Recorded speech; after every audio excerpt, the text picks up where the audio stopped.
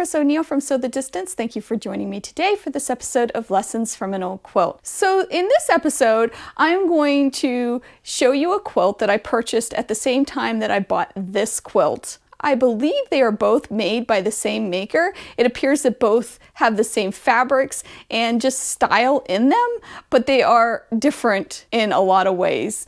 This particular baby quilt, the one that I'm highlighting today, features these sweet little bears that are appliqued onto a whole cloth, which is the green background, and there's embroidery also in it, along with this wonderful saying that says, "Off to bed, sleepy heads."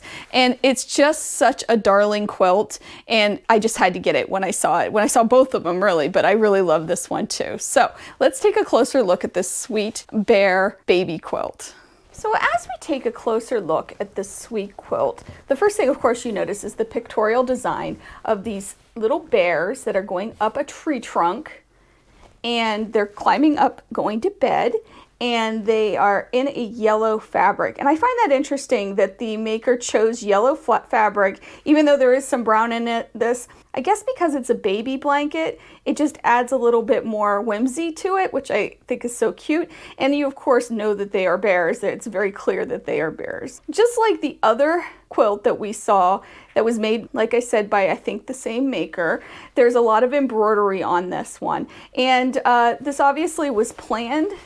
It wasn't done in blocks, it was planned out and done on a whole cloth. So this background is one big piece of fabric, and the maker built the pattern or the pictorial design on top of this fabric. So it took some planning and probably some sketching, although I don't see any residue of any lines, but I'm sure it was marked and really well planned. These bears are climbing up this tree trunk, like I said, and there's some embellishments to give the bears some features like this little red nose and these eyes. And if you remember in the last quilt, we saw the red tongues in all of the animals, and this maker used kind of the same technique by embroidering little red noses. So the maker did a really good job in making it look like these bears are climbing up, with having some of their paws in front of and some of their paws behind the branch that they're climbing up on this tree.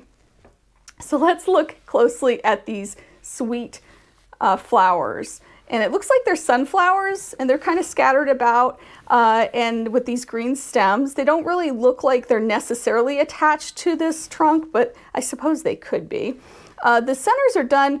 I have to look up what the name of this stitch is, but it's very close together, and it looks like they're French knots. It's a very thick stitch, and then around the outside, using variegated yellow and orange thread, the maker made these sunflowers out of the Lazy Daisy stitch. Everything else looks like it's the stem stitch, but it obviously is excellent embroidery, especially the condition that it's in after what I assume is many, many years. So the quilt also has embroidery. It says "Off to bed, sleepy heads," which is also so cute.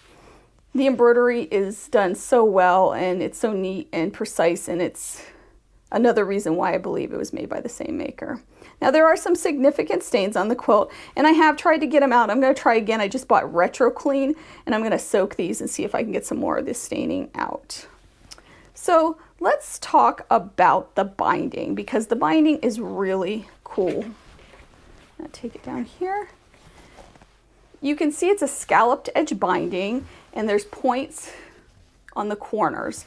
Now this was made with a biased binding, meaning it was cut on the bias on the diagonal, and that's really the only way you're going to get these beautiful curves that you see here. It allows it to stretch so you can go around those curves. Straight edge binding would not do that. It's also a very thin binding, and it looks like it was attached to the front. Actually, it looks like by hand, and then pulled to the back and attached by hand. The little bears are appliqued. I don't think I mentioned that. So they are appliqued and done beautifully. So let's take a look at the back of the quilt. The back of the quilt, just like the last one, matches the front. But like I said, the binding was not pulled around to the front. It was attached separately. It's yellow, and it's just in really good condition. There's a few stains, but it's nothing significant.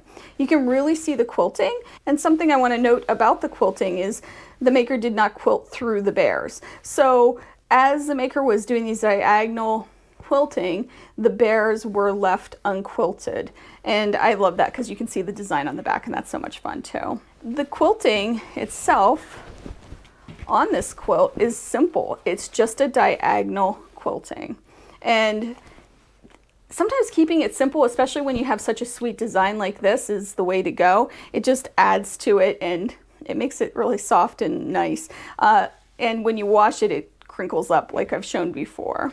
This quilt is definitely a favorite. I hope I can get it clean and maybe even use it for my own grandchildren someday.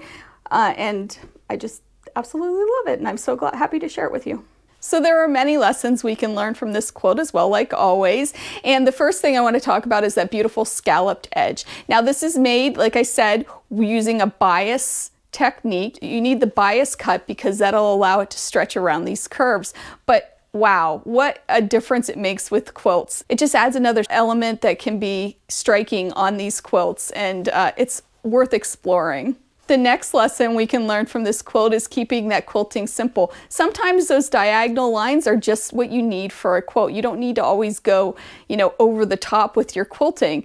In this case, it really adds, I think, to this quilt because it allows you to see the picture and the story kind of that is going along with this quilt without any distractions of the quilting. And yet it still adds to the quilt with that diagonal line. And finally, consider adding some whimsical elements to your quilts.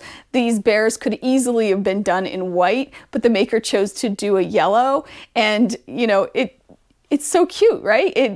It matches the sunflowers and the embroidery and the color palette, and how adorable is that?